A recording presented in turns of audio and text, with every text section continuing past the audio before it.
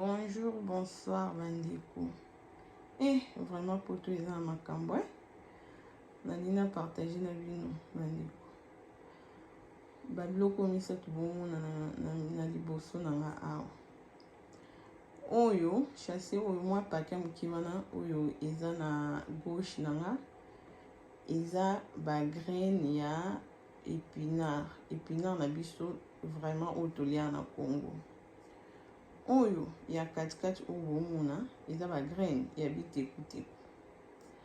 Oyo wana kuna bomona na suka na eza ba graine ya ngai. Siko bandeko eloko na partager na bino ba graine nyonso oyo bomona oyo eza na gauche na nga oyo na bene bino ba graine ya épinard. Épinard na biso ya Congo eza na nasomi yango na 4 livres et quelques. Oyo pe habite kutokulana na kati 4 livres et quelques. So tobi to arrondir eza lokola 5 livres 5 livres. Oyo pe ya suka kuna bomoni 4 livres et quelques. Donc to so tobi to arrondir eza lokola to lobaka ka 15 livres. 15 livres wana na euro soki na se tromper te ekozala ba 16 à 17 euros. So toke na on a dollar to lobaka ndeti $20 bandeko na. Est-ce que ba graine oyo wana ba mbuma na kuna ya ngai na balobi ezaka soki 20 mbuma. So 20 mbuma pamba na 5 livres. Est-ce que so toke na Congo ba graine ya $20 na ngana zo sac ya ba graine te. Tala oyo combien de mbuma oyo. Vraiment pour te za makambo nango. Oyo na Congo mono vitala saki.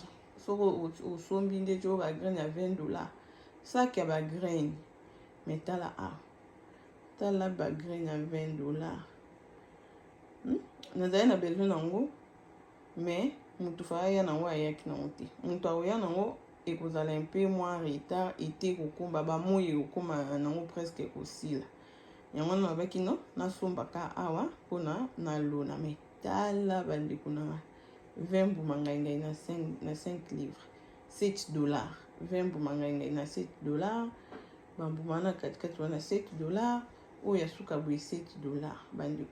Soki oza besoin ya kolona mutu aza na Congo senga na obayela poso olingo sombawa perte na perte. Congo na biso eza ka fin. Donc voilà, on a partagé na bino comment na nango. Voilà, non ça la bino vidéo comment na nango. Et puis naza déjà na ba vidéo mususu oyo na loni bilo mususu. Puis calamité par la grâce de Dieu, on partager na bino yango. Merci. Bye.